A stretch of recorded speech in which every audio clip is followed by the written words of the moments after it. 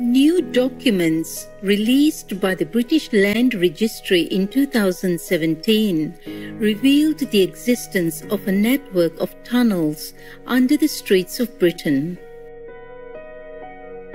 Welcome to the fascinating mystery of the United Kingdom's underground tunnels. For decades, Great Britain's mysterious tunnel systems have been a source of fascination, and authorities have been conspicuously secretive about them until recently. New documents released by the British Land Registry in 2017 revealed the existence of a network of tunnels under the streets of Britain, with details on 3.5 million land and property titles under the ownership of councils, housing associations, companies, and corporations such as the Post Office, British Telecom, and the Ministry of Defence.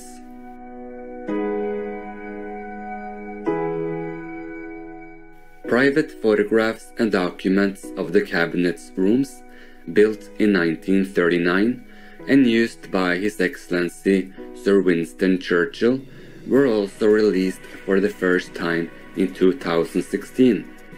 The protected military accommodation is linked by tunnels and elevator shafts. 4 principal rooms are His Excellency Sir Winston Churchill's bedroom and study, the telephone room, the map room, and the cabinet room, where Prime Minister Churchill and high-ranking officers would have their meetings. The cabinet rooms were abandoned in 1945 and 40 years later opened to the public, drawing an enormous amount of interest.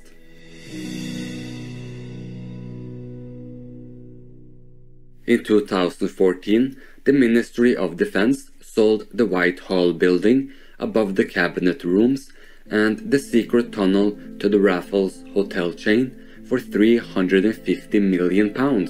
Named the OWO, this London landmark is set to open in 2022 as one of the world's highest-profile hotels. West of London is another covert underground Ministry of Defence site called MOD Corsham, formerly known as Basil Hill Barracks, located between the towns of Corsham and Box near Bristol. Commissioned in 1955, the enormous 35-acre complex measures more than a kilometer, or 0.62 miles long, and is 37 meters, or 121 feet underground. The facility was built to accommodate all the United Kingdom's Cabinet Office and the Prime Minister, as well as other military and government staff in the event of a national emergency.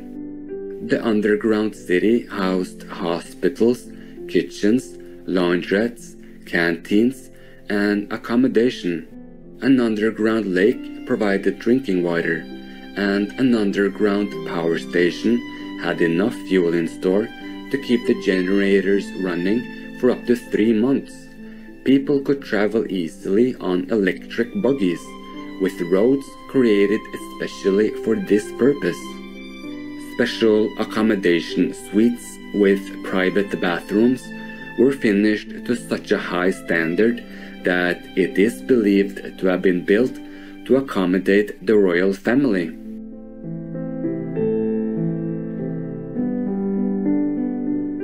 Back in London, underneath Chancery Lane underground station, lies the Kingsway Telephone Exchange, which was built in the early 1940s as a deep shelter. However, it was never used for that purpose and instead served as a government communications center. In 1949, the site was given to the General Post Office, responsible for telephones and the postal system. Originally, the shelter had 2 tunnels, but an additional 4 were added. In 1956, it became the United Kingdom termination point for the first transatlantic telephone cable. For over 2 decades, The exchange served as a trunk switching center and repeater station with a staff of over 200, a staff restaurant, games room, and tea bar.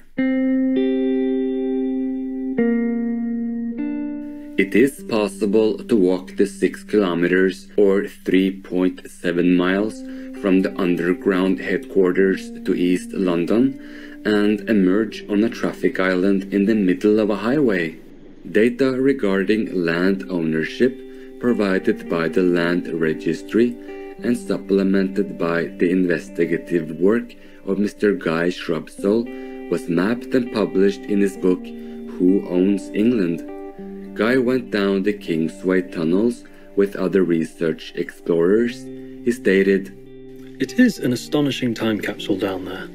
Probably the 70s in terms of decor. It feels like an underground space station almost, with these winding tunnels that go on and on forever but are filled with dusty equipment." He was only able to gain access to one part of the tunnel system, as the other parts were bricked off. It appeared that some parts are still being used, as there was lighting in the tunnels. Mark Ovenden, author of the book Underground Cities, Mapping the Tunnels, Transits and Networks Underneath Our Feet, wrote about London. It also possesses one of the world's most diverse varieties of intricate, hidden, and well-used passages, ducts, and tubes beneath its streets. He considers that this is because London was one of the busiest and most modern cities in the world, and therefore the need to use the spaces below the city was greater than anywhere else. A collaboration known as Project Iceberg between the Connected Places Catapult, the British Geological Survey, and the Ordnance Survey attempts to amass subterranean data in London. This long-term project strives to record and map all tunnels, underground transport information, and underground utilities such as sewerage, water, electricity, and gas.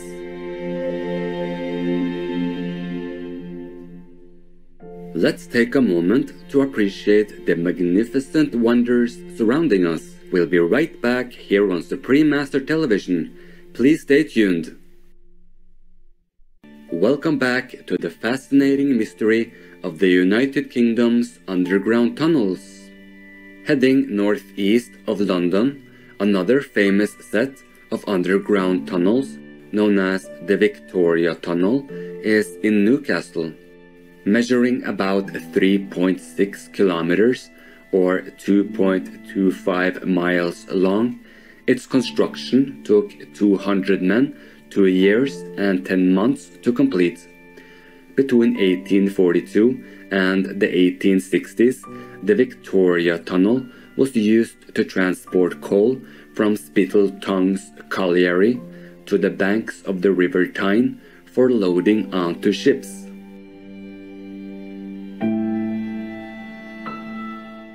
In 1939, the tunnel was reopened to house 9,000 residents as a shelter from air conflict.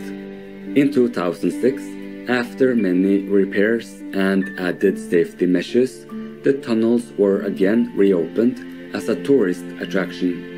Guided tours allowed tourists to enter a short section of the tunnel, around 700 meters or 0.4 miles long. Landform surveys carry out annual checks to monitor for movement to ensure the structure of the tunnels are sound.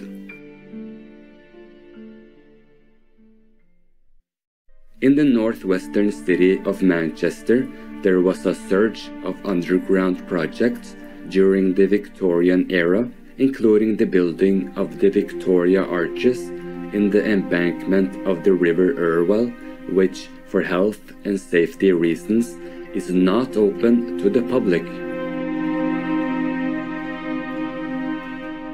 Further south and towards the Welsh border is Ironbridge, Shropshire. Here, the Tar Tunnel, a brick-lined transport tunnel, was dug into the hillside in the late 18th century. Miners discovered the presence of bitumen, a black treacle-like substance, and the transport project was rejected in favor of tar extraction. At the time, bitumen was used to treat and weatherproof ropes, and small amounts were processed and bottled as a remedy for rheumatism and scurvy. Visitors to the tunnel today can see bitumen oozing through the gaps in the brick walls. It is unsafe to enter the tunnel, but tourists can view it from the entrance. Traveling to the southwestern peninsula of England, beneath the county of Cornwall's countryside, are 14 tunnels dating back 2,400 years. These tunnels, called fagus after the Cornish word ogo, meaning cave, were built by opening up trenches in the ground and placing stone slabs for walls. Topped with capstones, the fagus were then backfilled to the top. For the casual observer of the picture-perfect countryside, few can see the tapestry of stones and mounds of the many ancient ruins. The best preserved fagu in Cornwall is Halligai fagu. The first chamber is 1.8 meters or 5.9 feet high and 8.4 meters or 27.6 feet long. The adjoining tunnels are low and narrow. Their purpose remains a mystery, as they are not designed for easy access. Bowden Fagu, some 5 kilometers or 3 miles northeast of Halligai Fagu, was accidentally discovered by a farmer working the land. Excavations uncovered an S-shaped fagu, roundhouses, and enclosures.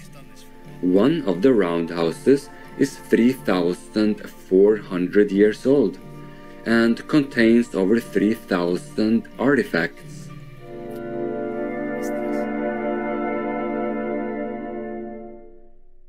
A little further north, in the county of Devon, are several unique tunnels providing access to beautiful areas of coastline and a Victorian tidal swimming pool. Located in Ilfracombe, Devon, a bathhouse was erected in 1836 to offer hot and cold water sea baths for health treatments, and the area is also home to an awe-inspiring beachfront wedding venue. All are inaccessible by any means other than the tunnels.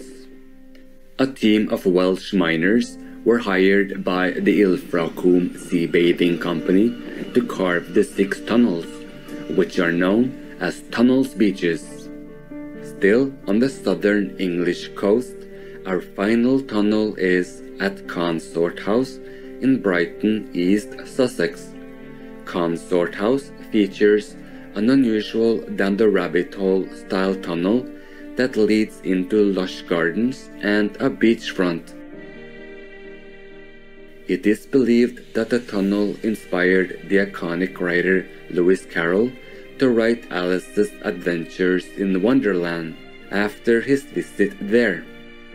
The magnificent 5-story house was sold for £3.4 million in 2016.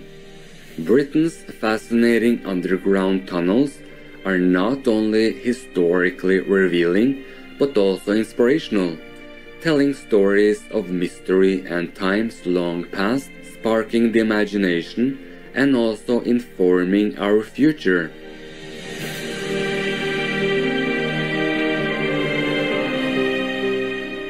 Gracious viewers, it has been a great pleasure to have your company today.